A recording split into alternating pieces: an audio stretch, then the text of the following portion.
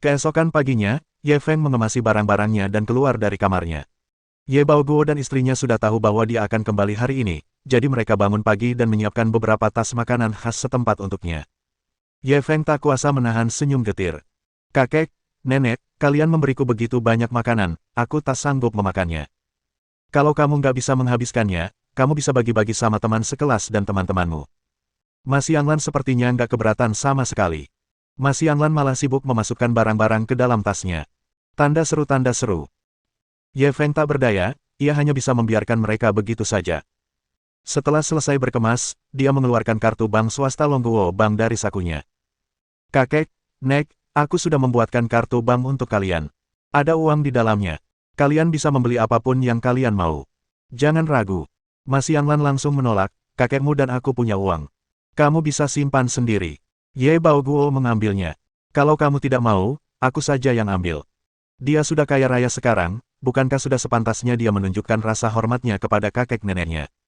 Ye Feng langsung mengangguk. Kakek benar, uangku adalah uangmu, dan kamu boleh menghabiskannya sesuka hati. Jangan simpan uang untukku. Ye Baoguo melotot padanya dengan tidak senang. Kubilang kau gendut dan masih terengah-engah. Berapa banyak uang di kartu bankmu? Dan menghabiskannya sesuka hati. Nada bicaramu tidak rendah. Ye Feng terkekeh, aku tidak menabung banyak, hanya 10 juta.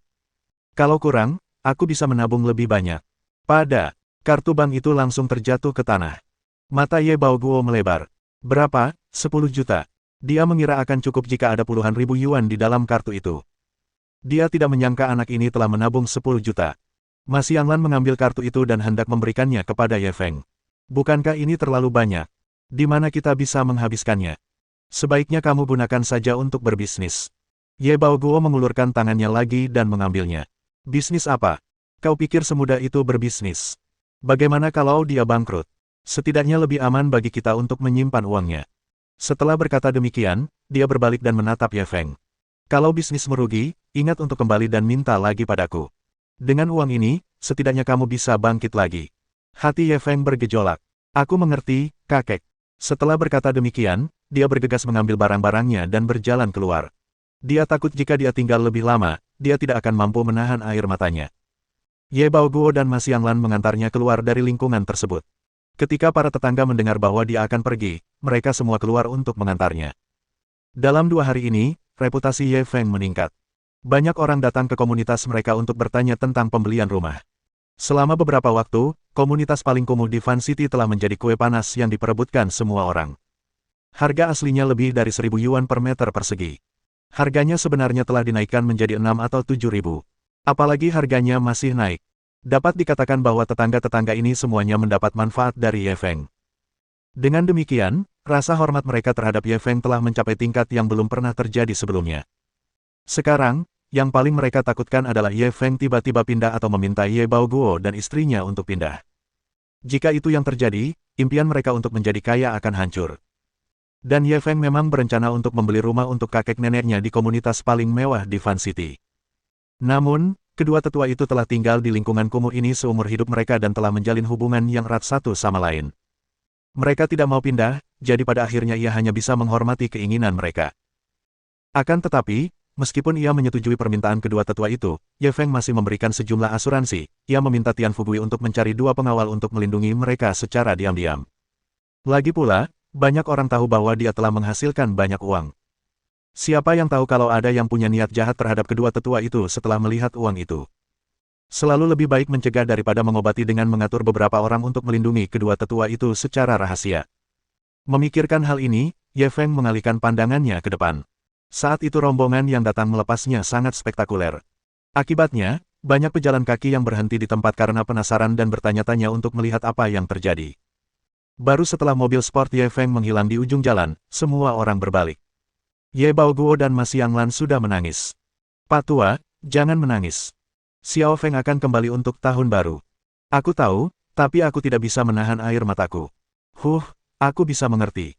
Meskipun kamu tidak mengatakannya, kamu sebenarnya punya perasaan terdalam untuk Xiao Feng. Tidak, aku hanya tidak sanggup berpisah dengan mobil sport itu. Aku belum puas. Petik 2. Sayang, ada sesuatu yang ingin aku bicarakan denganmu. Apa itu? Bukankah Xiao Feng baru saja meninggalkan kita sejumlah uang? Ya, ada apa? Mengapa kita tidak membeli mobil sport? Kepalamu ditendang keledai. Kamu akan segera mati, ngapain beli mobil sport? Biar ku jelaskan. Mobil sport itu keren banget dikendarai. Enyah. Ye Feng mengendarai mobil super Likan dan melaju di jalan raya. Kegembiraan yang dibawa oleh kecepatan ekstrim secara bertahap mencairkan kesedihan karena perpisahan. Pikirkanlah baik-baik. Sejak ia memiliki mobil sport ini, ia tidak pernah benar-benar membalap mobil. Sebelumnya, di dalam kota, tidak ada cara untuk mengeluarkan performa mobil ini sepenuhnya. Kali ini, sopir yang disewa Lin Junjunlah yang mengantar mereka kembali ke Fan City. Ini adalah pertama kalinya dia merasakan kinerja dahsyatnya tanpa hambatan. Sepanjang perjalanan, dia meninggalkan mobil-mobilnya di belakangnya. Kegembiraan semacam ini tidak dapat diungkapkan dengan kata-kata. Tepat saat Ye Feng merasakan adrenalinnya, notifikasi sistem yang telah lama ditunggu-tunggu tiba-tiba terngiang di telinganya. Navigasi peluang baru terdeteksi, navigasi sistem diaktifkan. Tuan rumah, silakan berkendara sejauh 500 meter di sepanjang jalan saat ini dan belok kanan di persimpangan di depan. Mendengar pemberitahuan sistem, Ye Feng tertegun. Sudah lama sejak dia mendengar perintah sistem itu. Sekarang setelah dia mendengarnya, kedengarannya memang sedikit ramah. Tanpa ragu-ragu, Ye Feng segera mengikuti navigasi sistem. Setelah keluar dari jalan raya, ia melaju sekitar 10 menit. Dari jauh, dia bisa melihat danau besar di depannya. Danau itu disebut Danau Air Surgawi. Itu adalah salah satu objek wisata paling terkenal di Fan City. Namun, penduduk lokal Fan City jarang datang ke sini. Itu karena biaya hidup di sini terlalu tinggi.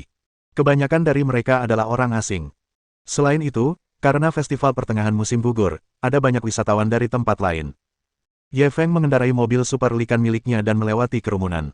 Tak lama kemudian, ia tiba di kantor pengelola tempat wisata itu. Tepat saat dia bertanya-tanya mengapa sistem membawanya ke sini. Tiba-tiba, dia mendengar suara yang dikenalnya. Sialan, kalau kau bicara omong kosong lagi, apakah percaya aku tidak akan menghancurkan tempatmu ini? Bab 242 bertemu teman lama secara tidak sengaja. Ketika Ye Feng mendengar suara itu, dia mula-mula tertegun. Dia pikir dia salah dengar. Dia buru-buru mendorong pintu hingga terbuka dan keluar dari mobil, lalu berjalan maju. Tak lama kemudian, Ye Feng melihat seorang pria berusia 30-an tengah berdebat dengan manajer kantor manajemen Danau Air Surgawi. Tanda seru. Pria itu sangat tampan, dan setiap gerakannya sangat mengesankan. Dia mengenakan pakaian kasual berwarna putih dan kacamata hitam.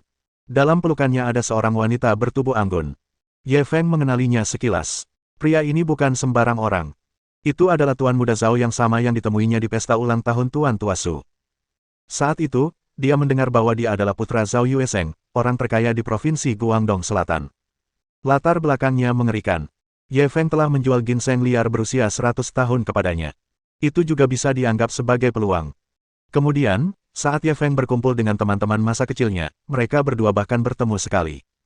Namun, mereka tidak pernah menghubungi satu sama lain lagi. Dia tidak menyangka akan bertemu dengannya di sini hari ini. Orang yang bertanggung jawab sedikit kesal saat mendengar kata-kata Zhao Fulin. Kenapa kamu sok kuat di depanku? Aku sudah menjelaskan kalau villa itu sudah disewa. Kenapa kamu tidak mengerti bahasa manusia? Bukannya aku sengaja tidak mau bekerja sama denganmu, mengerti? Itu benar. Zhao Fulin sangat marah. Bagaimana bisa kau mengatakan itu? Aku tantang kau untuk mengatakannya lagi. Petugas itu tertawa. Ada apa? Mau pukul aku?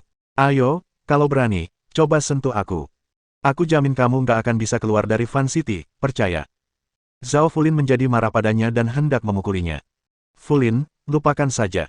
Ayo pergi. Wanita anggun itu menariknya kembali. Zhao Fulin tidak bergerak. Hari ini ulang tahunmu. Aku berjanji akan memberimu ulang tahun yang tak terlupakan. Aku tidak akan mengingkari janjiku.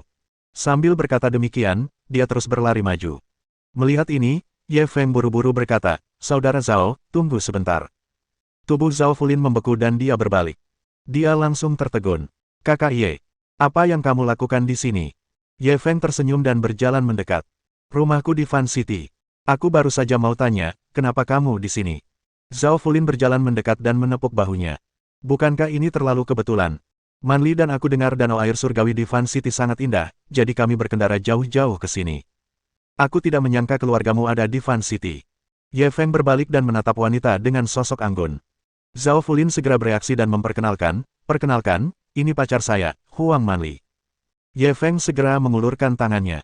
Halo, kakak ipar, nama saya Ye Feng. Huang Manli mengulurkan tangan untuk menjabat tangannya. Ye Feng, tolong bantu aku membujuk kakak Zhaomu. Emosinya sudah kembali. Ye Feng menatap Zhao Fulin dengan ekspresi lucu. Saudara Zhao, ada apa? Zhao Fulin menjadi marah ketika membicarakan hal ini. Hari ini ulang tahun Manli. Aku ingin menyewa villa di pulau ini dan memberinya ulang tahun yang romantis. Lalu, dia berbalik dan memelototi petugas. Tapi dia bilang villa itu sudah disewakan. Ye Feng tak kuasa menahan diri untuk menggaruk kepalanya. Karena mereka sudah menyewakannya, ini tidak mudah. Zhao Fulin sedikit marah. Masalahnya, orang itu datang lebih lambat dari saya. Saya sudah membayar sewa dan hendak mendarat di pulau itu. Mereka tiba-tiba bilang mereka menyewakannya. Bukankah dia menindas saya karena saya orang asing? Setelah mendengar penjelasannya, Ye Feng segera berbalik menatap orang yang bertanggung jawab. Disinilah kalian salah, kan? Selalu ada prinsip siapa cepat dia dapat. Karena kalian sudah menyewakan villa itu kepada temanku, kenapa kalian tiba-tiba mengingkari janji? Orang yang bertanggung jawab dapat mengetahui dari aksen Ye Feng bahwa dia adalah penduduk setempat. Dia bahkan mengendarai mobil sport yang keren. Orang bisa tahu bahwa dia bukan orang biasa. Dia tidak memiliki kesombongan seperti saat dia menghadapi Zhao Fulin. Pak, tolong jangan mempersulit saya. Saya hanya mengikuti perintah atasan saya. Atasan saya bilang pria itu temannya dan meminta saya menyewakan villa itu kepadanya dulu. Saya tidak punya pilihan. Wajah Ye Feng menjadi muram. Karena kamu tidak bisa mengambil keputusan, panggil saja bosmu dan aku akan bertanya langsung padanya. Orang yang bertanggung jawab tampak gelisah. Bos kita sangat sibuk. Dia tidak akan peduli dengan masalah sekecil itu. Ye Feng mencibir, karena dia tidak peduli dengan masalah sekecil itu, lalu dia memaksaku untuk membesar-besarkannya. Petugas yang bertugas tahu auranya tidak biasa, dan ia terkejut mendengar nada bicaranya. Tidak, saya akan panggil bos sekarang. Ketika Zhao Fulin mengancamnya, dia tidak menganggapnya serius. Lagi pula, tidak masalah seberapa kayanya orang asing itu. Di tempat seperti Fan City, dia tidak mengenal orang-orang dan tempat itu, jadi dia tidak bisa menimbulkan masalah. Namun bagi penduduk lokal seperti Ye Feng, ia harus berhati-hati.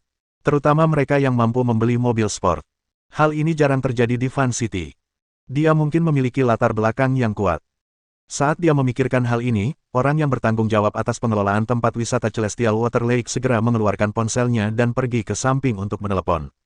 Zhao Fulin masih marah. Kalau ini provinsi Guangdong Selatan, saya pasti sudah rata dengan tanah. Ye Feng tidak dapat menahan diri untuk menggelengkan kepalanya dan tersenyum pahit. Tuan muda Zhao ini mungkin belum pernah menderita kemarahan yang begitu menjengkelkan sebelumnya. Bagaimanapun, dia adalah putra orang terkaya di provinsi Guangdong Selatan. Kemanapun dia pergi, akan selalu ada seseorang yang membantunya menyelesaikan semuanya. Bagaimana dia bisa menemui hal seperti itu? Tepat saat mereka berdua tengah mengobrol, mereka melihat seorang pria parubaya berjalan bersama orang yang bertanggung jawab atas danau air surgawi. Pria parubaya itu penampilannya biasa-biasa saja. Terutama sepasang gigi depan yang besar itu, mereka seperti babi tanah. Dia tampak tidak terlalu baik. Dia masih saja mengumpat dan mengumpat. Terutama saat dia melihat betapa mudanya Ye Feng, ekspresinya menjadi semakin meremehkan. Kenapa kamu mencariku? Bab 243 memberinya rasa obatnya sendiri. Menghadapi pertanyaan pria parubaya itu, Ye Feng dengan tenang menunjuk ke arah Zhao Fulin.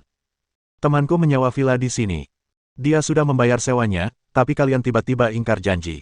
Bukankah seharusnya kalian memberiku penjelasan? Pria parubaya itu sedikit tidak senang. Kau hanya ingin penjelasan, kan? Kalau begitu aku akan menjelaskannya. Villa itu disewa temanku. Kalau kalian mau menyewanya, datanglah lagi besok. Tanda seru. Zhao Fulin sedikit marah.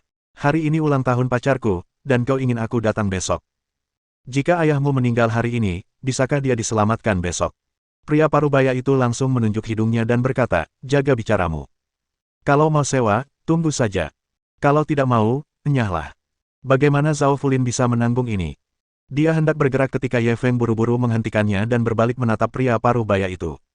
Teman, hal terpenting dalam berbisnis adalah menepati janji. Mengingkari janji itu tidak baik, kan? Pria parubaya itu mencibir. Beginilah caraku berbisnis. Apa yang bisa kau lakukan? Kalau kau tidak bisa mati, aku akan melempar kalian semua ke danau untuk memberi makan ikan kalau kau membuang-buang waktu lagi denganku. Begitu dia selesai berbicara, 6 hingga 7 penjaga keamanan berbadan kekar bergegas keluar dari belakang. Setelah mereka bergegas keluar, orang-orang ini masih menatap Ye Feng dan dua orang lainnya seperti harimau yang mengawasi mangsanya. Fulin, naga yang kuat tidak bisa menindas ular di wilayahnya sendiri. Ayo pergi. Huang Manli menarik lengan Zhao Fulin. Zhao Fulin bukanlah orang yang berpikiran sederhana. Pihak lawan unggul dalam jumlah. Jika mereka terus bertarung, mereka pasti akan menderita. Meskipun Ye Feng penduduk setempat, dia masih muda. Dia mungkin tidak bisa menyelesaikan masalah ini. Ketika dia memikirkan hal ini, dia langsung mundur. Saudara Ye. Saat Zhao Fulin hendak berbicara, dia diinterupsi oleh Ye Feng. Saya akan menelepon dulu. Ye Feng tersenyum padanya, lalu mengeluarkan ponselnya dan menelepon Tian Fugui. Telepon itu berdering 2 kali sebelum segera tersambung. Halo, Tuan Ye, ada apa? Suara hormat Tian Fugui terdengar melalui telepon. Danau air surgawi. Kau bicara tentang Bao Daya, kan? Dia dulu salah satu bawahanku. Kemudian, karena dia tidur dengan istri temannya. Dia orang yang sangat jahat. Dia diusir olehku. Kenapa? Apa anak ini menyinggung Tuan Ye? Kalau begitu aku akan memotongnya menjadi 8 bagian. Ini tidak seserius itu. Ini sesuatu yang terjadi pada teman saya. Ye Feng segera menjelaskan situasinya. Mendengar ini, Tian Fugui langsung murka. Bajingan ini, anjing tidak bisa mengubah kebiasaannya. Tuan Ye, tolong berikan teleponnya padanya. Saya akan bicara dengannya. Ye Feng segera memberikan teleponnya kepada Bao Daya. Kenalan lamamu, Tian Tua, ingin mengobrol denganmu. Ekspresi Bao Daya tampak meremehkan. Aku tidak kenal Tian Tua. Kalau dia mau bicara denganku, minta saja dia datang sendiri. Mengerti?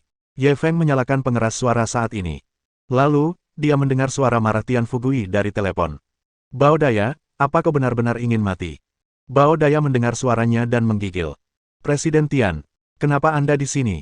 Pada saat yang sama, dia menatap Ye Feng dengan tidak percaya. Dia tidak menyangka anak ini mengenal Tian Fugui. Ini, dia benar-benar salah menilai. Bao Daya, aku tak mau buang-buang napas untukmu. Berikan villa itu kepada Tuan Ye sekarang, segera, sekarang juga. Aku akan mengurusmu nanti. Suara Tian Fugui dipenuhi dengan niat membunuh, membuat orang menggigil. Bao Daya buru-buru menyeka keringatnya. Presiden Tian, bukannya aku tidak mau, tapi aku tidak berani. Aku tidak sanggup menyinggung tamu yang sudah terlanjur pindah. Suara Tian Fugui dingin. Siapa orang itu? Dia putra kedua Zhou Xiaoming, jawab Bao Daya segera. Ketika Ye Feng mendengar nama, Zhou Xiaoming, dia sedikit terkejut. Zhou Xiaoming ini adalah orang kaya yang terkenal di Fan City. Meskipun asetnya tidak sebagus milik Tian Fugui, namun selisihnya tidak terlalu jauh. Bao Daya mengucapkan nama, Zhou Xiaoming, dan langsung menghela napas lega. Dia merasa bahwa dengan kecerdikan Tian Fugui, dia pasti tidak akan menyinggung orang kaya yang berkuasa demi seorang pemuda. Namun, jawaban Tian Fugui berada di luar dugaannya. Jangankan putra Zhou Xiaoming, meskipun dia putra Kaisar Giok, kau harus membersihkan villa ini untukku hari ini. Suaranya dipenuhi dengan tekad yang tidak diragukan lagi. Bao Daya tercengang. Siapakah pemuda di depannya ini? Ia justru mampu membuat Tian Fugui tak segan-segan menaruh dendam pada Zhou Xiaoming demi menyenangkan hatinya. Mungkinkah ia telah menyinggung tokoh penting yang tidak mampu ia singgung? Memikirkan hal ini, Bao Daya langsung bergidik. Pada saat ini, Tian Fugui berbicara lagi, segera minta maaf kepada Tuan Ye dan cobalah untuk mendapatkan pengampunannya. Jika dia tidak memaafkanmu, biarkan keluargamu bersiap untuk mengambil jenazahmu. Setelah itu, dia menutup telepon. Bao Daya mendengar ini dan menatap Ye Feng dengan linglung. Ia tidak bisa kembali sadar untuk waktu yang lama. Ye Feng sedikit tidak sabar. Bisakah kau mengembalikan ponselku? Bao Daya akhirnya bereaksi dan buru-buru menyerahkan telepon dengan kedua tangannya. Tuan Ye, saya tadi buta dan menyinggung Anda. Saya benar-benar pantas mati, mohon maafkan saya. Ye Feng mengambil ponselnya.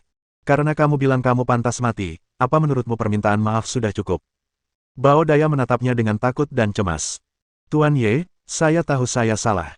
Selama Anda mengampuni nyawa saya akan melakukan apapun yang Anda inginkan. Apapun. Ya, lalu kamu bisa melompat ke danau itu sendiri. Ah! Bao Daya tertegun saat mendengar itu. Ye Feng menatapnya dengan dingin. Kau sendiri yang bilang akan melempar aku dan temanku ke danau untuk memberi makan ikan, kan? Kalau begitu, aku akan memberimu obatnya sendiri. Ada masalah. Bao Daya masih sedikit ragu. Ye Feng langsung menatap sekelompok penjaga keamanan. Karena Bos Bao tidak bisa berbuat apa-apa sendiri, bisakah kalian membantunya? Para penjaga keamanan saling berpandangan. Bahkan Bos Bao sangat takut pada pemuda ini. Beraninya mereka menentang perintah pihak lain. Mereka segera menyerbu ke depan. Mereka mengangkat Bao Daya. Mereka berjalan menuju danau air surgawi. Bab 244 Dia tidak layak mengenalku. Celepuk. Bao Daya terlempar ke danau air surgawi dan mulai meronta dengan gila-gilaan. Tolong aku tidak bisa berenang, nyawa akan hilang. Para pekerja danau air surgawi semua menatap ekspresi Ye Feng, mereka tidak tahu apakah mereka harus menyelamatkannya atau tidak. Tanda seru tanda seru. Namun, Ye Feng tidak bergerak. Dia tidak memberi isyarat apapun.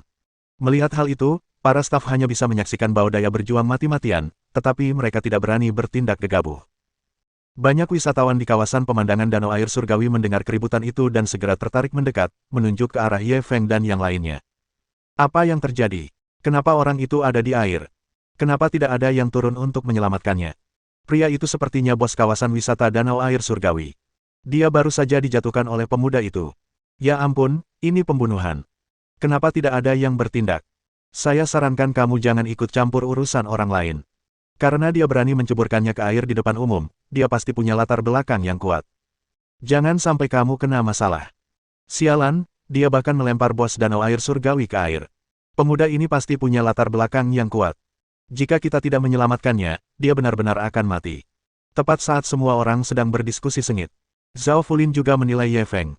Sejujurnya, dia tidak banyak berhubungan dengan Ye Feng, jadi dia tidak tahu banyak tentangnya. Namun hari ini, dia akhirnya menyaksikan metode pemuda ini. Dia tidak hanya membuat bos danau air surgawi menundukkan kepalanya dan mengakui kesalahannya hanya dengan satu panggilan telepon. Lebih jauh lagi, dia bahkan menyuruh orang melemparkannya ke dalam air dan duduk di samping saat pihak lain memohon, tetapi dia tidak melakukan apapun. Baik karena koneksinya maupun ketegasannya, ia jauh melampaui rekan-rekannya. Terutama sekarang, Bao Daya berjuang keras di air mencari pertolongan. Ia bisa tenggelam kapan saja, tetapi ia tetap tenang. Tidak ada gejolak emosi. Kecerdasannya saja sudah cukup untuk membuatnya mengaguminya. Ini juga memberinya ide. Pemuda ini hanya bisa menjadi teman, bukan musuh. Jika tidak, dia tidak akan bisa makan atau tidur dengan tenang dengan musuh seperti itu. Di sampingnya, mata Huang Manli juga dipenuhi keheranan. Dia mengira Zhao Fulin sudah menjadi salah satu yang terbaik di generasi muda. Ia tidak menyangka kalau pemuda yang jauh lebih muda darinya itu akan bersikap begitu sombong.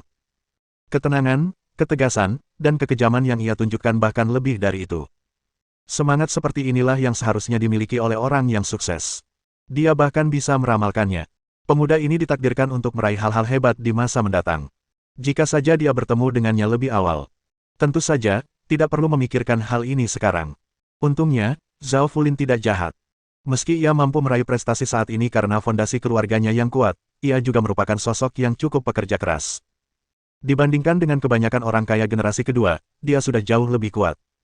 Teriakan Bao Daya untuk meminta tolong perlahan-lahan melemah. Ye Feng melambaikan tangannya dengan ringan. Staf danau air surgawi segera menyalakan sekoci penyelamat dan pergi untuk menyelamatkan Bao Daya. Setelah itu, mereka harus mengambil tindakan darurat. Hal ini memungkinkannya terhindar dari bahaya. Sekarang, bisakah kamu menyiapkan villa untuk temanku? Ye Feng tersenyum ramah, lalu menundukkan kepala dan menatapnya. Ya. Aku akan mengaturnya untukmu. Ketika Bao Daya melihatnya, seolah-olah dia telah melihat setan. Dia bergegas menyeret tubuhnya yang lemah untuk menata villa itu. Tak lama kemudian, mereka melihat seorang anak orang kaya dan beberapa gadis diusir oleh petugas keamanan. Bao Daya, tunggu saja. Saat aku kembali, aku akan meminta ayahku untuk meratakan rumahmu dengan tanah. Anak orang kaya itu masih mengumpat. Saat dia melewati Ye Feng, dia bahkan melotot padanya. Dia mungkin tahu bahwa alasan mengapa dia diusir adalah karena orang di depannya ini. Setelah dia kembali ke rumah, dia harus membuat ayahnya membalaskan dendamnya. Pada saat ini, Bao Daya berlari menghampiri dan menatap Ye Feng dengan ekspresi memuja. Tuan Ye, rumahnya sudah ditata. Ye Feng menoleh ke arah Zhao Fulin. Saudara Zhao, semuanya sudah selesai. Kamu bisa pindah sekarang. Zhao Fulin menepuk pundaknya dan berkata, terima kasih, Saudara Ye. Aku berutang satu hal lagi padamu. Ye Feng tersenyum. Kau memperlakukanku seperti orang luar dengan mengatakan itu. Aku memperlakukanmu seperti saudaraku, tapi kau memperlakukanku seperti sepupumu yang lebih muda. Zhao Fulin tertawa. Baiklah, kalau begitu aku tidak akan sopan padamu. Kita akan menjadi saudara dari ibu yang berbeda. Ayo, kita masuk dan minum. Ye Feng hendak menyetujuinya, tetapi pada saat ini, dia tiba-tiba menerima telepon. Dia mengeluarkan telepon genggamnya dan melihatnya. Ide penelepon menunjukkan bahwa itu adalah Shen Baitian. Dia segera menjawab panggilan itu. Ye Feng, Mo Chong sudah masuk. Suara Shen Baitian mengandung sedikit kegembiraan. Kemana dia pergi? Ye Feng tidak bisa bereaksi sesaat. Tentu saja, dia di penjara. Ini semua gara-gara kamu. Jangan ngomong sembarangan. Apa hubungannya ini denganku? Beranikah kau mengatakan bahwa kau tidak mengirimkan telepon itu ke polisi? Saya. Ye Feng terdiam. Sebelum dia kembali ke Fan City, dia memang telah mengirim ponsel Mo Chong ke petugas secara anonim. Alasan dia melakukan itu bukan karena dia takut pada Mo Chaosheng. Tujuannya terutama untuk menghindari masalah. Jika itu adalah laporan atas nama sebenarnya, mau tidak mau dia harus pergi ke Biro Keamanan Publik untuk membuat pernyataan dan memberikan kesaksian. Dia tidak punya waktu luang sebanyak itu. Kurasa lelaki tua itu, Mo Chaosheng, cukup marah kali ini. Ketika Ye Feng memikirkan ekspresi Mo Chaosheng saat ini, dia ingin tertawa. Itu sudah pasti. Berdasarkan perbuatan tak berperasaan Mo Chong itu, dia seharusnya dihukum setidaknya 20 tahun penjara. Mo Chaosheng pasti sangat membencimu sekarang. Kau harus berhati-hati. Jangan khawatir, dia tidak akan bisa berbuat apa-apa untuk waktu yang lama. Saat aku kembali kali ini, aku juga akan mengurusnya. Mari kita coba menyatukan kembali dia dan putranya di penjara. Setelah Ye Feng selesai berbicara, dia menutup telepon. Pada saat ini, Zhao Fulin tiba-tiba bertanya, Saudara Ye, Mo Chaosheng yang Anda sebutkan tadi, apakah dia Mo Chaosheng dari Provinsi Guangdong Selatan? Ye Feng berbalik dan menatapnya. Benar, Saudara Zhao. Apakah Anda mengenalnya? Zhao Fulin memiliki senyum aneh di wajahnya. Dia tidak layak mengenalku, tapi aku masih sangat akrab dengan tuannya. Minat Ye Feng terusik. Tuannya, siapa dia? Bab 245 Inikah persahabatan antar pria? Niu Dun, kamu pernah dengar nama ini sebelumnya? Zhao Fulin tiba-tiba menyebutkan sebuah nama. Niu Dun, aku belum pernah dengar. Ye Feng segera menggelengkan kepalanya. Tanda seru. Wajar saja kalau Anda belum pernah mendengar tentangnya. Niu Dun biasanya sangat rendah hati. Kecuali Anda sudah cukup berkecimpung di dunia bisnis Provinsi Guangdong Selatan, sulit untuk mendengar namanya. Saat Zhao Fulin berbicara, dia menarik Ye Feng untuk duduk di kursi di samping. Bao Daya mempunyai pandangan yang tajam dan segera meminta seseorang untuk membawakan 2 teko teh yang enak dan 2 botol bir. Apakah Niu Dun ini sangat kuat? Keingintahuan Ye Feng terusik saat dia melihat ekspresi serius Zhao Fulin saat menyebut orang ini. Pria ini membangun Fully Corporation dari nol dan mengubahnya menjadi perusahaan multinasional super besar dalam waktu kurang dari 20 tahun. Menurutmu, dia luar biasa, tidak? Tanya pria itu. Ekspresi Zhao Fulin menjadi serius ketika dia berbicara tentang Niu Dun. Bagaimana jika dibandingkan dengan keluargamu? Ye Feng langsung bertanya. Ayah Zhao Fulin adalah orang terkaya di Provinsi Guangdong Selatan. Kalau dipikir-pikir, sekuat apapun Niu Dun itu, dia seharusnya tidak bisa mengalahkan keluarga Zhao, kan? Aku tidak tahu. Zhao Fulin memberinya jawaban yang tidak terduga. Apa maksudmu kamu tidak tahu? Ye Feng sedikit terkejut. Kalau bicara soal kekayaan pribadi, tentu saja ayah saya lebih kaya. Tapi kalau kita bandingkan kekuatan kedua kelompok itu, mungkin hampir sama, Zhao Fulin langsung menjelaskan. Dalam kasus ini, pendukung Mo Chaosheng ini benar-benar sangat kuat. Setelah mendengar penjelasannya, Ye Feng terkejut. Saudara Ye, permusuhan macam apa yang kau miliki dengan Mo Chaosheng? Kalau bukan karena kebencian yang mendalam, kusarankan kau untuk tidak memprovokasi mereka. Zhao Fulin menatapnya dengan cemas. Saya tidak ingin memprovokasi mereka, mereka memprovokasi saya terlebih dahulu. Ye Feng tersenyum pahit saat dia menjelaskan secara singkat dendam antara dia dan Mo Chong. Zhao Fulin berpikir keras. Apa yang Mo Chaosheng lakukan di Zonghai? Dia bahkan menyuruh putranya untuk mengejar cucu kakek Shen. Bukankah ini agak terlalu aneh? Sebelumnya, aku mendengar dari seorang gadis yang diperkosa Mo Chong bahwa dia tidak sengaja mendengar Mo Chong berbicara tentang peta harta karun rahasia Raja Siang saat dia sedang mengobrol dengan seseorang, jawab Ye Feng segera. Peta harta karun rahasia Raja Siang. Zhao Fulin menepuk pahanya dan berkata, aku tahu. Pasti Niu Dun yang memintanya mencari peta itu. Ye Feng tercengang mendengar ini. Niu Dun juga mengumpulkan peta harta karun rahasia Raja Siang. Zhao Fulin mengangguk. Bukan rahasia lagi di kalangan bahwa Niu Dun memiliki peta harta karun rahasia Raja Siang. Banyak orang menertawakannya secara diam-diam. Lagi pula, belum ada yang berhasil mengumpulkan peta harta karun rahasia Raja Siang dalam beberapa ribu tahun pertama. Dia terlalu aneh. Ye Feng meneguk birnya. Kalau begitu aku mengerti sekarang. Jadi, rencana Mo Chaosheng untuk mendapatkan peta harta karun rahasia Raja Siang itu atas perintah Niu Dun. Zhao Fulin menatapnya dengan cemas. Saudara Ye, Niu Dun ini orangnya kuat. Kalau bisa jangan sampai menyinggung perasaannya, usahakan jangan. Apa benar-benar tidak ada kemungkinan rekonsiliasi antara kamu dan Mo Chaosheng? Ye Feng menggelengkan kepalanya. Kalau dulu begitu, mungkin saja ada kemungkinan. Tapi sekarang, putranya telah kujebloskan ke penjara. Hanya satu dari kita yang bisa hidup. Zhao Fulin mengetuk jarinya di atas meja. Karena kita tidak bisa berdamai, kita harus membunuhnya sekaligus. Mo Chaosheng ini telah melakukan banyak hal tidak bermoral di Provinsi Guangdong Selatan. Aku bisa membantumu mengumpulkan beberapa bukti kejahatannya. Mendengar ini, Ye Feng tidak menunjukkan kegembiraan apapun. Sebaliknya, ia menggelengkan kepala dan menolak. Aku menghargai niat baik saudara Zhao, tapi ini urusanku dan Mo Chaosheng. Aku tidak ingin melibatkanmu. Kalau Niu Dun tahu kau membantuku, dia pasti akan melampiaskan amarahnya padamu. Zhao Fulin sangat tersentuh oleh kata-katanya. Kalau orang lain, mereka pasti langsung mengangguk setuju. Lagi pula, dengan bantuan keluarga Zhao, akan jauh lebih mudah untuk menyingkirkan Mo Chaosheng. Jika Ye Feng benar-benar melakukan hal itu, maka ia akan menganggapnya sebagai balasan budi dari ginseng liar terakhir kali dan kali ini. Di masa depan, mereka berdua tidak akan lagi saling berutang apapun. Namun Ye Feng tidak melakukannya. Ia justru mengkhawatirkan keselamatannya sendiri.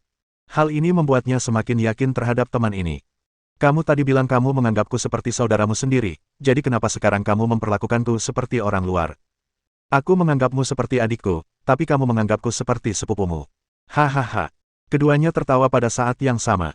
Gelas-gelas anggur berdenting bersama dan isinya dikosongkan sekaligus. Huang Manli memperhatikan penampilan heroik mereka berdua. Dia tidak dapat menahan perasaan sedikit terguncang. Inikah persahabatan antar manusia? Sambil berbicara dan tertawa, yang lain berubah menjadi abu. Saudara Ye, apakah kamu ingin ikut ke villa bersama kami? Zhao Fulin meletakkan gelasnya dan berdiri.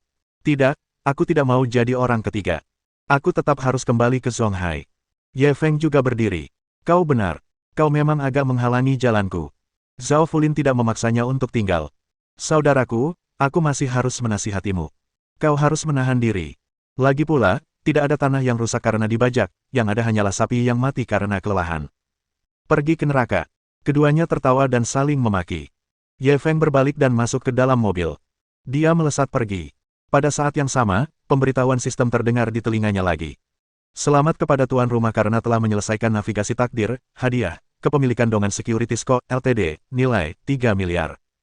Bos, Dongan Securities menolak rencana akuisisi kita lagi.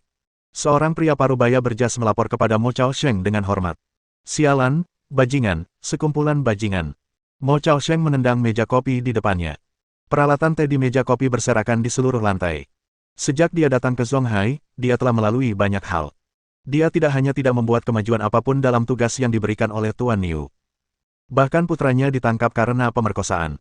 Dia bahkan mungkin menghadapi hukuman lebih dari 20 tahun penjara.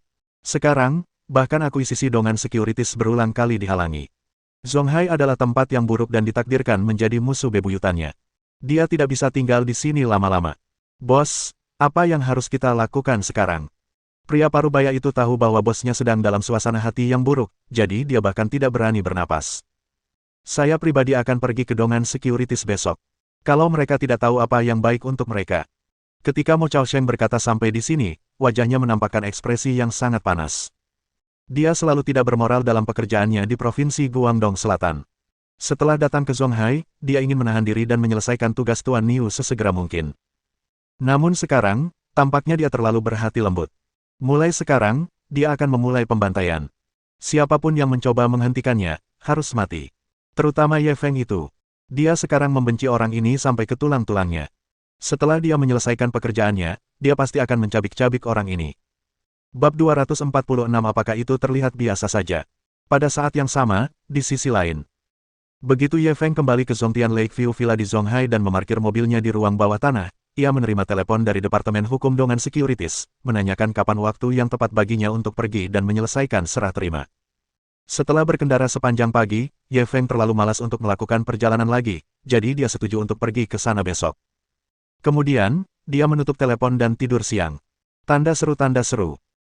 Saat dia tidur siang, Ye Feng tentu saja teringat pada Sumen. Orang ini bekerja di Dongan Securities. Sebelumnya, ia memanfaatkan pekerjaannya untuk memberikan sedikit kemudahan bagi wanita itu. Dia tidak menyangka akan menjadi bosnya.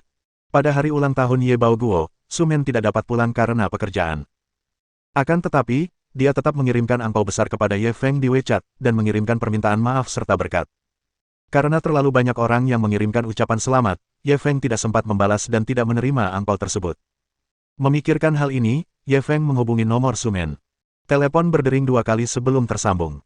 Xiao Feng, apakah kamu sudah kembali ke Songhai? Suara Sumen yang kelelahan terdengar dari seberang. Aku baru saja kembali. Kamu orang pertama yang kutelepon. Wah, saya benar-benar tersanjung. Saya tidak percaya saya orang pertama yang menerima telepon dari Tuan Ye yang legendaris. Kakak Men, jangan mengejekku. Tuan Ye yang legendaris itu apa? Meskipun aku tidak kembali ke Fan City, aku telah mendengar tentang kepulanganmu yang gemilang ke kampung halaman kita. Kamu juga tahu tentang itu. Tentu saja. Orang tuaku meneleponku setiap hari selama 2 hari terakhir. Mereka membicarakan betapa suksesnya kamu dan bahkan menyuruhku memanfaatkan waktu untuk lebih dekat denganmu. Kurasa kau harus mendengarkan paman dan bibi tentang ini.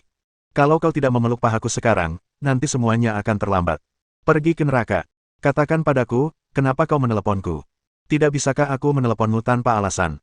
Kau pikir aku tidak mengenalmu? Kau tidak akan meneleponku kalau kau tidak punya apa-apa untuk dimintai bantuan. Aku polos, apa aku orang seperti itu? Aku cuma kangen kamu, dan kerinduanku padamu bagaikan sungai yang deras. Kamu mau cerita atau tidak? Kalau enggak, aku tutup teleponnya, iya. Aku serius. Aku ada urusan di Dongan Securities besok. Kita bisa makan bersama. Dengan mudah. Kedengarannya seperti jawaban yang asal-asalan. Tidak apa-apa kalau kamu tidak mau makan. Aku akan cari orang lain. Jangan, aku cuma bercanda. Seharusnya aku yang mentraktirmu. Aku cukup bersalah karena tidak bisa kembali ke pesta ulang tahun kakek Ye karena urusan perusahaan. Aku sudah menjelaskannya kepada kakek. Dia menyatakan pengertiannya. Itulah yang dia katakan, tapi makanan ini tetap harus aku yang traktir. Baiklah, kalau begitu itu kesepakatannya. Baiklah, sampai jumpa besok. Sampai besok. Setelah menutup telepon, Ye Feng merasa sangat tidak nyaman karena tubuhnya lengket. Dia langsung melempar teleponnya dan berjalan langsung ke kamar mandi, sambil menanggalkan pakaiannya. Namun, ketika dia mendorong pintu kamar mandi, dia tercengang. Pada saat ini, seorang wanita tengah berbaring di bak mandinya. Dia tampak menikmatinya. Dia sedang menyenandungkan sebuah lagu kecil. Ada segelas anggur merah di tepi bak mandi. Pada saat yang sama, dia mengangkat tinggi kakinya yang panjang dan berwarna putih giok. Dia mengelusnya seolah-olah dia sedang menghargai harta karun yang langka. Wanita itu tak lain adalah Shen Baitian. Bagaimana kamu bisa masuk? Ye Feng langsung berseru.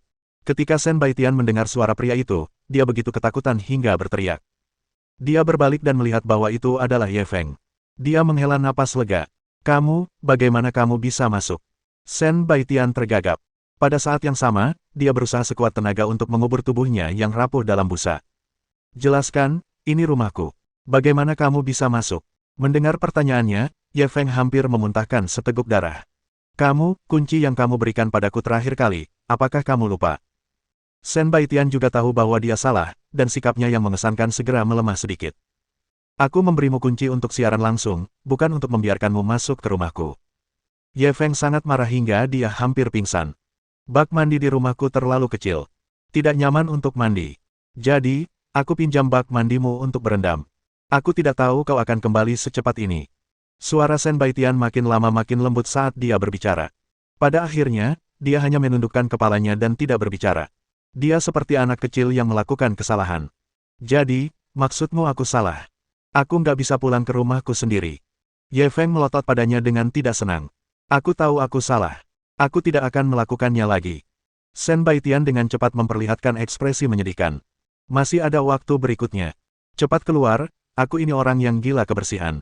Bak mandi ini sudah tidak bisa dipakai lagi. Aku harus minta seseorang untuk menggantinya, desak Ye Feng dengan nada meremehkan. Harus sejauh ini. Aku belum komplain soal bak mandimu kotor, dan kamu malah komplain soal aku. Shen Baitian sedikit marah. Ye Feng sangat marah hingga tak bisa berkata-kata. Kau, keluar sekarang juga. Sambil berbicara, dia mengulurkan tangan untuk menariknya keluar dari bak mandi. Ah, kamu berandalan ya. Aku nggak pakai baju. Shen Baitian langsung menjadi pucat karena ketakutan. Ye Feng benar-benar tidak berdaya. Kamu keluar dulu, aku segera keluar. Wajah cantik Shen Baitian telah memerah sampai ke ujung telinganya. Selain itu, ada tetesan air di pipinya. Itu membuatnya tampak sangat mengharukan. Cepat, desak Ye Feng lagi. Dia berbalik dan berjalan keluar. Tepat saat dia berbalik, tanpa sadar dia melirik ke arah bak mandi. Dia tampaknya melihat sesuatu secara samar-samar. Tetapi sepertinya dia juga tidak melihat apapun. Dia tak dapat menahan diri untuk bergumam, bukankah ini terlalu kecil? Shen Baitian tidak bereaksi pada awalnya, sampai terdengar suara pintu ditutup. Baru pada saat itulah dia mengerti apa yang dibicarakan pihak lainnya. Ye Feng, dasar berandalan besar. Setelah berkata demikian, tanpa sadar dia menyentuhnya. Benarkah sekecil itu? Jelas sudah C. Namun, dibandingkan dengan Lin Junjun dan yang lainnya, sepertinya, itu memang agak biasa saja. Bab 247 Aku tidak bisa kalah dalam hal momentum. Beberapa menit kemudian, Shen Baitian keluar dari kamar mandi dan melihat Ye Feng duduk di sofa. Terlebih lagi, seluruh tubuhnya memancarkan aura dingin yang membuat orang menjauh. Dia sedang berpikir untuk mengucapkan beberapa kata baik untuk membuat pihak lain senang. Ye Feng sudah mengulurkan tangannya dengan dingin. Berikan padaku. Tanda seru tanda seru. Apa? Shen Baitian tidak bereaksi tepat waktu. Kuncinya. Ye Feng tampak sangat marah. Aku tahu aku salah, tapi kamu tidak perlu melakukannya. Shen Baitian masih ingin mengatakan beberapa kata lagi. Hentikan omong kosongmu. Kau mengkhianati kepercayaanku. Serahkan kunci rumahku. Ye Feng memotongnya dengan kejam. Baiklah, baiklah, aku akan mengembalikannya padamu. Shen Baitian mengambil tasnya dari sofa, mengeluarkan kunci, dan membantingnya di meja kopi. Dia tertawa dalam hatinya. Dia sudah menduga hari ini akan tiba. Oleh karena itu, dia diam-diam membuat beberapa lagi. Kau ingin mengucilkanku? Jangan pernah pikirkan itu. Bak mandimu adalah milikku. Dapurmu adalah dapurku. Tempat tidurmu juga. Lupakan saja. Lebih seperti itu. Ye Feng menyimpan kuncinya dengan bangga dan hendak memarahinya lagi. Tiba-tiba, dia melihat Shen Baitian mengenakan kemeja pria berwarna putih. Kemeja itu terlihat sangat longgar padanya. Ujung bajunya menutupi pahanya. Kedua kakinya yang ramping, indah, dan panjang membuat semua orang terpesona. Kamu, baju siapa yang kamu pakai? Aku baru ingat kalau aku lupa bawa baju ganti waktu lagi mandi, jadi, aku nemu satu di lemarimu. Shen Baitian menundukkan kepalanya dan memainkan jari-jarinya dengan sedih. Ye Feng gemetar karena marah. Siapa yang mengizinkanmu memakai bajuku? Kau, kenapa kau tidak melepasnya saja untukku? Shen Baitian mengerutkan bibirnya dengan ketidakpuasan. Pelit sekali. Bukankah itu cuma sepotong pakaian? Aku akan memberimu 10 potong lain kali. Apakah kamu akan melepasnya? Bagaimana saya bisa melepasnya sekarang? Kau tidak mau melepasnya. Aku akan membantumu membuka pakaian, kata Ye Feng sambil langsung berdiri. Ah, Holy Ganbao. Shen Baitian berteriak kaget dan berbalik untuk melarikan diri. Namun Ye Feng menariknya kembali dan menekannya ke sofa. Ye Feng, aku benar-benar tahu aku salah. Aku tidak akan melakukannya lagi. Kumohon lepaskan aku kali ini. Shen Baitian meronta dan memohon belas kasihan. Ye Feng tidak tergerak. Ia langsung ingin membuka kancing bajunya. Shen Baitian menyadari bahwa memohon belas kasihan tidaklah ada gunanya. Dia segera mengubah strateginya.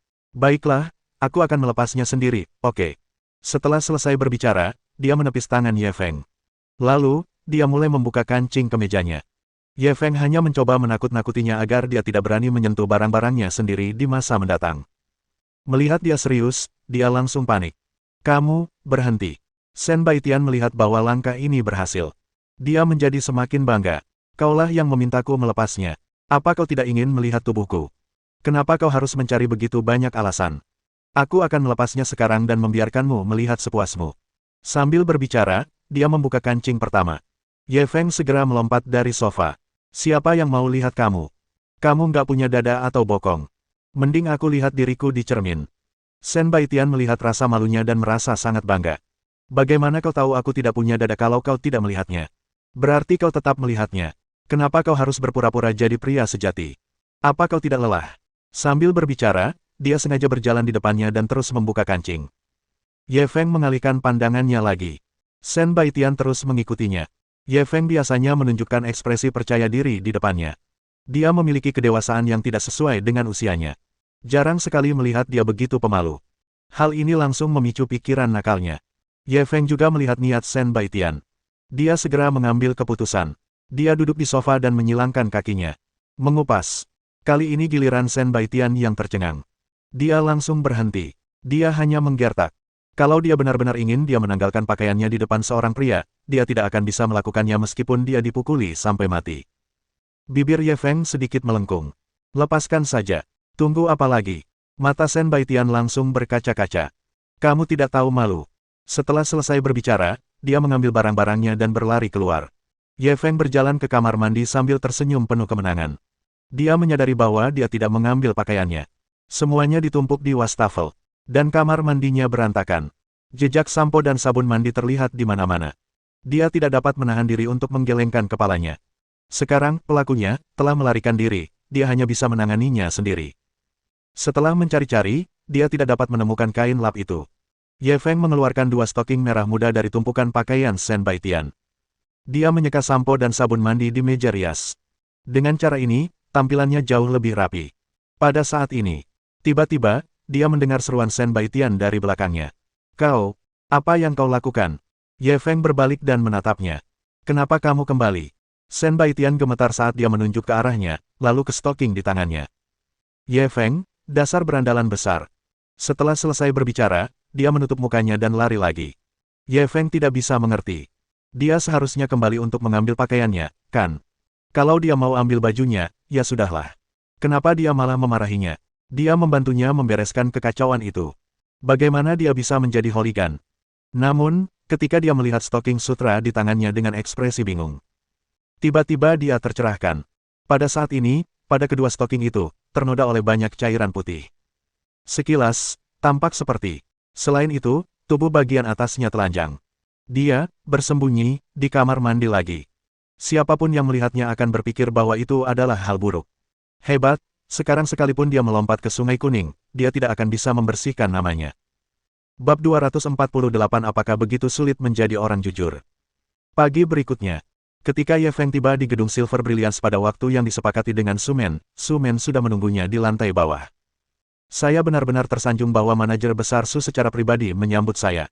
Ye Feng mengendarai Ferrari Enzo hari ini dan sekali lagi menarik perhatian banyak orang. Tanda seru. Hal ini membuatnya sangat sakit kepala. Haruskah dia mempertimbangkan untuk membeli mobil yang lebih sipil? Kalau tidak, dia akan menjadi pusat perhatian kemanapun dia pergi, seperti monyet di kebun binatang. Bukankah kau bilang begitu? Biarkan aku memanfaatkan waktu untuk memeluk pahamu erat-erat, atau aku tidak akan punya kesempatan lagi di masa depan, goda Su Men. Hanya pria yang perlu memeluk paha, wanita. Ye Feng ingin mengatakan sesuatu tetapi berhenti. Di mana seorang wanita seharusnya memeluk? Mata Su Men yang berbentuk almond dan mempesona tertuju padanya.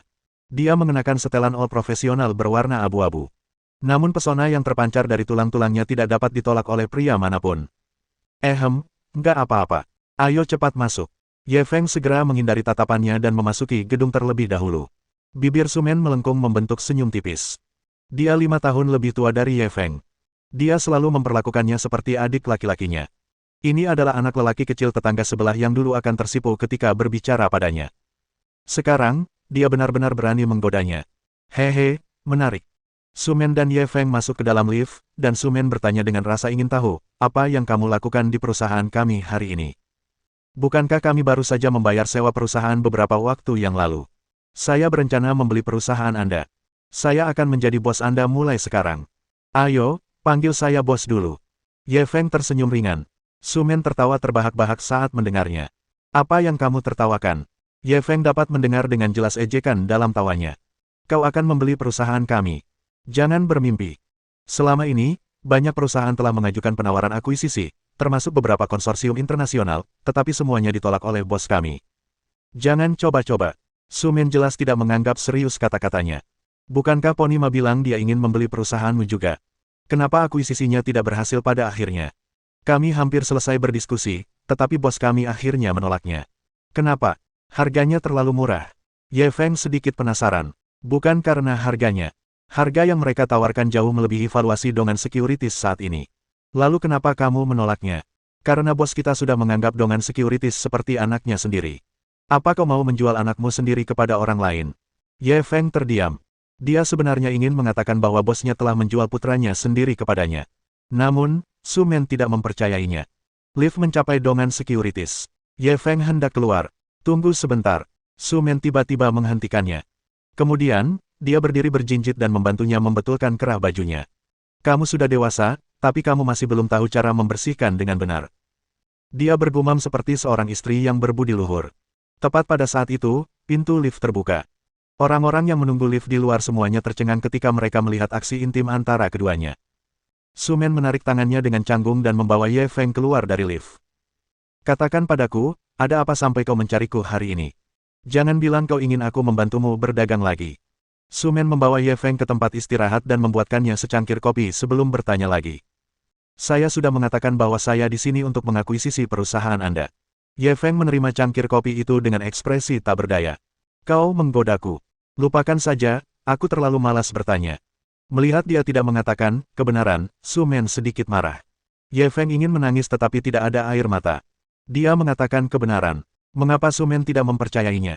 Apakah begitu sulit untuk menjadi orang jujur? Tepat pada saat itu, teleponnya tiba-tiba berdering. Setelah panggilan tersambung, dia mendengar suara berat seorang pria dari seberang sana. Tuan Ye, saya Guo Huailiang, Presiden Dongan Securities, apakah Anda sudah tiba? Saya sedang berada di perusahaan Anda sekarang. Baiklah, aku akan datang sekarang. Setelah Ye Feng menutup telepon. Siapa yang memanggilmu? Tanya Su Men penasaran. Ye Feng mengatakan yang sebenarnya. Atasanmu bilang dia akan segera datang dan akan membawaku untuk menyelesaikan prosedur serah terima. Su Men benar-benar terdiam. Ada apa denganmu hari ini? Apa kau minum terlalu banyak tadi malam dan masih belum sadar? Ye Feng menggelengkan kepalanya dan tersenyum pahit. Disalahpahami adalah nasib seorang jenius. Su Men tidak dapat disalahkan atas ketidakpercayaannya. Dia hanya bisa menyalahkan hidupnya karena berbuat curang. Tidak perlu menjelaskan kehidupan curangnya. Pada saat itu, dia melihat sekelompok orang berjalan terburu-buru. Pemimpin kelompok itu adalah Presiden Dongan Securities, Guo Huailiang. Di belakangnya ada sekelompok eksekutif Dongan Securities. Presiden Guo. Su Men segera berdiri ketika dia melihat Guo Huailiang. Dalam hatinya dia masih bingung. Mengapa Presiden Guo ada di sini?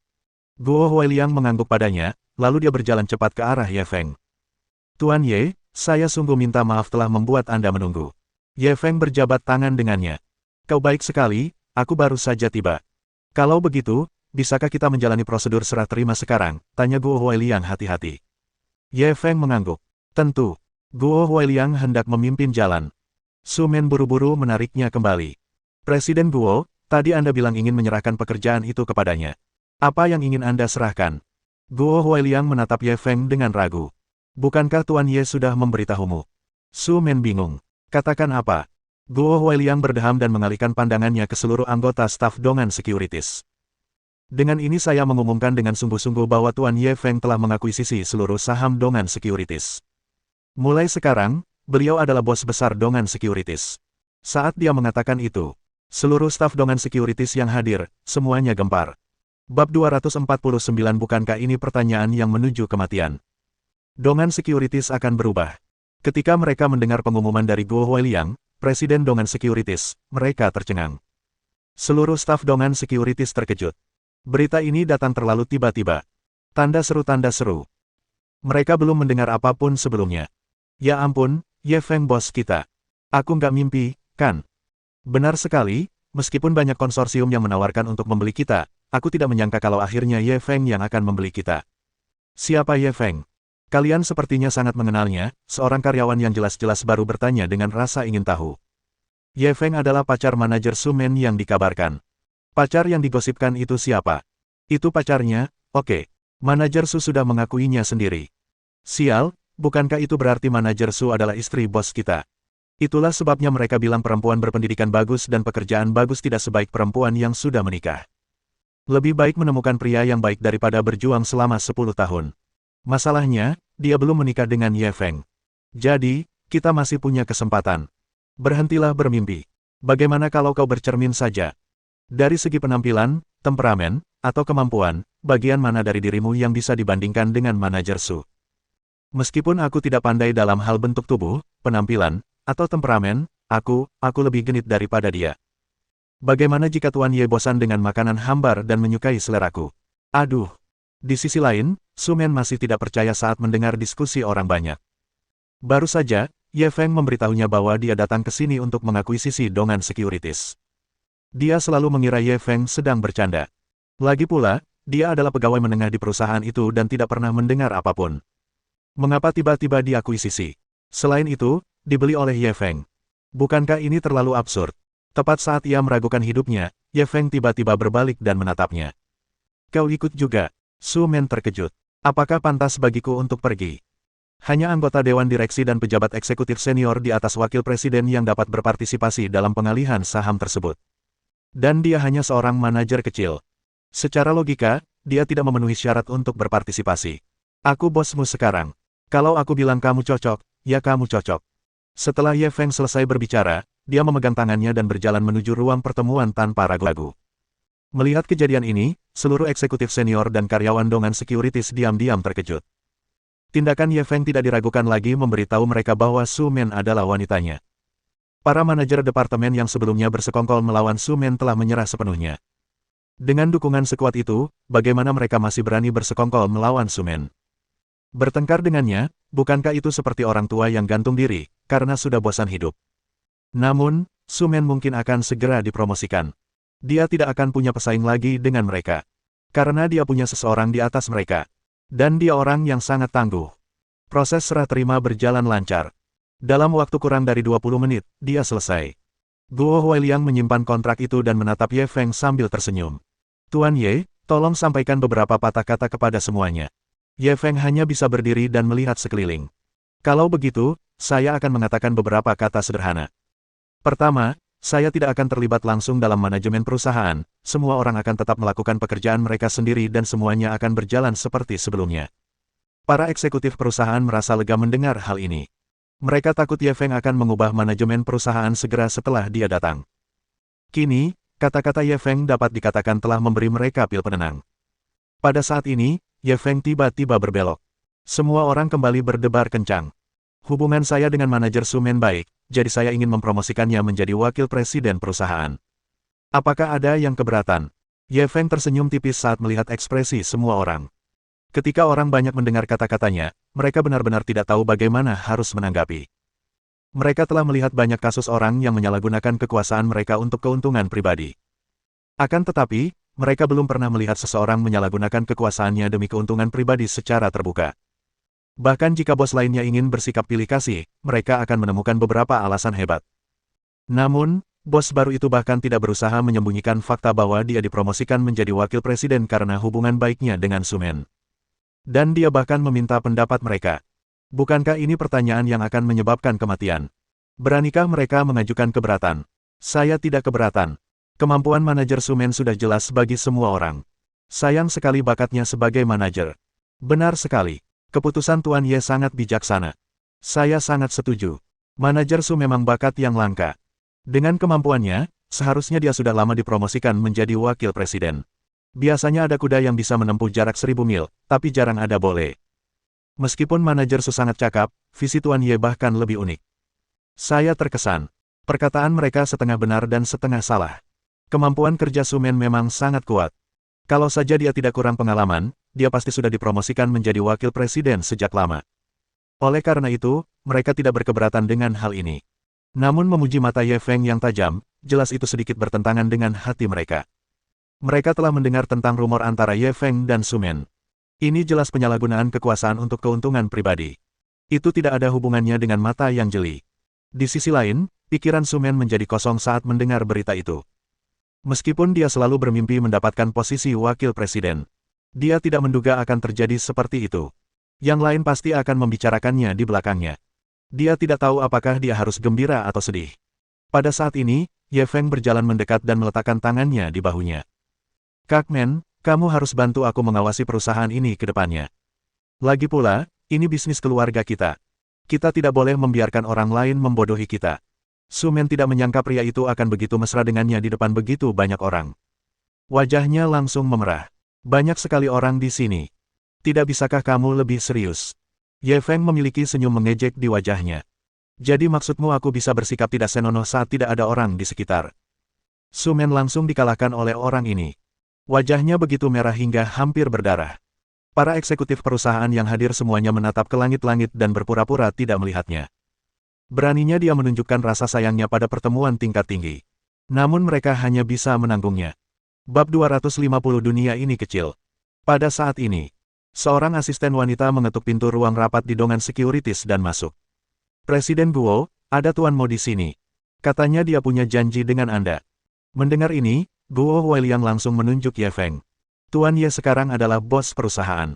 Anda bisa melaporkan urusan perusahaan kepada Tuan Ye. Tanda seru tanda seru. Ye Feng langsung melambaikan tangannya. Sudah ku bilang aku tidak terlibat langsung dalam manajemen perusahaan. Kau bisa mengurusnya sendiri. Guo Huailiang tidak menolak lagi. Ia menoleh ke asisten perempuan itu dan berkata, saya tidak mau menemuinya. Katakan padanya bahwa dongan securities telah berpindah tangan dan dia tidak boleh kembali. Ya, jawab asisten itu dan berbalik untuk pergi. Ye Feng menatap Guo Huailiang dengan rasa ingin tahu. Apakah orang ini juga datang untuk mengakuisisi dongan securities? Guo Huailiang mengangguk. Pak Mo berasal dari provinsi Guangdong Selatan. Beliau sudah beberapa kali mengirim orang untuk menghubungi saya, tapi saya tolak semuanya. Saya tidak menyangka beliau akan datang sendiri kali ini. Ye Feng mendengar bahwa orang ini berasal dari provinsi Guangdong Selatan, dan nama keluarganya adalah Mo. Dia langsung penasaran. Siapa namanya? Mo Chaosheng. Siapa itu? Mo Chaosheng, Tuan Ye, pernahkah Anda mendengar nama ini? Guo Huailiang merasa penasaran saat melihat perubahan ekspresinya. Ye Feng memperlihatkan senyum aneh di wajahnya. Ini benar-benar. Dunia itu kecil. Di sisi lain, Mo Chaosheng dan bawahannya sedang menunggu di ruang tunggu dongan securities. Untuk dongan securities, Mo Chaosheng telah mengirim orang beberapa kali. Namun pada akhirnya, mereka semua kembali tanpa hasil apapun. Dia tidak punya pilihan. Kali ini, dia harus datang langsung. Terlebih lagi, ia telah memutuskan untuk membeli dongan securities dengan harga 1 miliar lebih tinggi dari valuasinya. Ia yakin tak seorang pun akan mampu menahan godaan ini. Tepat saat Mo Chaosheng merasa puas, asisten dari dongan securities kembali dan berkata kepadanya dengan hormat, Tuan Mo, bos kami mengundang Anda masuk. Mo Chaosheng tidak sabar dan mengikutinya. Itu terlalu mendesak. Dia tidak menyadari bahwa asistennya telah mengatakan, bos dan bukannya, bos Guo. Ketika Mo Chaosheng memasuki ruang rapat di bawah bimbingan asistennya, ruang rapat itu dipenuhi orang. Di ujung meja, seorang pria duduk di kursi bos dengan punggung menghadapnya. Ketika Mo Chaosheng melihat ini, dia langsung merasa sedikit tidak senang. Berdasarkan urutan tempat duduk, seharusnya Guo Huailiang, Presiden Dongan Securities. Presiden Guo ini terlalu arogan. Dia bukan saja tidak mengambil inisiatif untuk berdiri menyambut mereka, tetapi dia juga membelakangi para tamu. Tidak masuk akal. Namun, Mo Chaosheng punya sesuatu untuk diminta darinya, jadi dia hanya bisa memendam kebencian ini di dalam hatinya. Halo, Presiden Guo, saya Mo Chaosheng, saya di sini untuk membahas akuisisi dongan securities. Dia baru menyelesaikan setengah kalimatnya ketika kursi bosnya tiba-tiba berputar. Lalu, sebuah wajah yang tidak pernah ia bayangkan muncul di depan matanya. Kamu Feng. Mo Chaosheng menggosok matanya karena tidak percaya. Itu benar, itu Ye Feng. Kau, apa yang kau lakukan di sini? Mo Chaosheng langsung berseru. Saya bos dongan securities. Kenapa saya tidak bisa di sini? Ye Feng memiliki senyum tipis di wajahnya. Apa? Kamu bos dongan securities? Bagaimana dengan Guo Huailiang? Mo Chaosheng bahkan lebih terkejut saat mendengar ini. Pada saat ini, Guo Huailiang, yang duduk di bawah Ye Feng, tersenyum padanya. Saya Guo Huailiang. Tuan Ye Feng memang telah mengakuisisi dongan securities dan sekarang menjadi bos baru dongan securities. Maaf, Anda terlambat selangkah. Pikiran Mo Chaosheng menjadi kosong. Alasan yang telah disiapkannya sebelumnya sama sekali tidak ada gunanya. Siapakah yang mengira dongan securities tiba-tiba akan mengganti bosnya? Dan itu adalah musuh bebuyutannya, Ye Feng. Ini membuatnya merasa seolah-olah tersambar petir. Ye Feng menyilangkan kaki dan menatap Mo Chaosheng. Bukankah kau ingin membicarakan akuisisi itu? Berapa banyak yang kau rencanakan untuk membeli dongan securities? Mata Mo Chaosheng berbinar. Mendengar kata-kata pihak lain, sepertinya ada peluang. Setahu saya, dongan securities bernilai 3 miliar. Saya bersedia membayar 4 miliar untuk membeli semua saham dongan securities.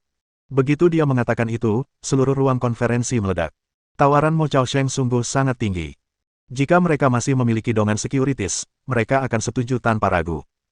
Sayangnya, Ye Feng sekarang adalah bos dongan securities. Semua orang tidak bisa tidak mengagumi bakat bisnis Ye Feng. Apakah dia sudah tahu Mo Chaosheng akan menawar selangit? Itu sebabnya dia membeli dongan securities dulu. Begitu saja, dia mendapatkan 1 miliar. Kecepatan menghasilkan uang sungguh mengerikan. Ngomong-ngomong, mereka semua berkecimpung di industri keuangan. Akan tetapi, dalam hal kemampuan menghasilkan uang, mereka bahkan tidak dapat dibandingkan dengan seorang mahasiswa berusia 20 tahun. Namun, mereka telah salah menilai Ye Feng. Mendengar tawaran Mo Chaosheng, Ye Feng tidak menunjukkan emosi apapun. 4 miliar, itu terlalu sedikit. Ketika mereka mendengar ini, para petinggi dongan securities memutar mata mereka. Anda membeli dongan securities seharga 3 miliar. Sekarang dia sudah menawarkan 4 miliar. Anda masih berpikir itu terlalu sedikit. Itu benar-benar kasus seekor ular menelan seekor gajah saat hatinya tidak puas. Mendengar kata-kata Ye Feng, Mo Chaosheng menggertakkan giginya. Lalu berapa yang kau inginkan? Ye Feng perlahan mengulurkan jarinya. 10 miliar. Semua orang yang hadir hampir muntah darah. Anda benar-benar berani menyatakan harga Anda. Meskipun dia meminta harga yang sangat tinggi, dia akan membayarnya kembali saat itu juga. Tetapi Anda, meminta 10 miliar, terlalu keterlaluan. 10 miliar cukup untuk membeli 3 dongan securities. Mo Chaosheng memelototi Ye Feng dengan marah, siapa yang meminta harga semahal itu? Kau jelas-jelas mempermainkanku. Ye Feng terkejut. Kau bahkan bisa melihat ini. Sepertinya kau tidak bodoh. Mo Chaosheng sangat membenci Ye Feng. Dialah yang mengirim putranya ke penjara. Saat ini, dia ingin memakan dagingnya dan tidur di kulitnya. Namun, dia ada di sini hari ini untuk membahas urusan serius. Oleh karena itu, setelah menarik napas dalam-dalam, Mo Chaosheng berbalik dan menatap para eksekutif senior Dongan Securities lainnya. Siapa di antara kalian yang masih punya saham di Dongan Securities? Aku bersedia membelinya dengan harga 2 kali lipat. Ketika para petinggi mendengar ini, hati mereka begitu sakit hingga mereka tidak bisa bernapas. Mereka ingin menjualnya. Namun masalahnya, mereka telah menjual semua sahamnya kepada Ye Feng. Tidak ada 1 sen pun saham yang tersisa. Guo Huailiang tidak dapat menahan diri untuk menggelengkan kepala dan mendesah. Tuan Mo, saya sungguh minta maaf. Tuan Ye sekarang memiliki 100% saham Dongan Securities. Mendengar ini, Mo Chaosheng tercengang. 100% saham. Dengan cara ini, Dongan Securities sepenuhnya milik Ye Feng. Mohon dukungan dari omom ante-ante sekalian, buat subscribe atau sharekan novel Mimin ke Facebook kalian, agar channel Mimin bisa terus berkembang. Dengan begitu, Mimin bisa lebih semangat untuk up novel seru lain ke depannya. Sekiranya ada kebutuhan buat subback, silakan inbox Mimin atau tuliskan di kolom komentar, Mimin dulukan dengan ucapan terima kasih.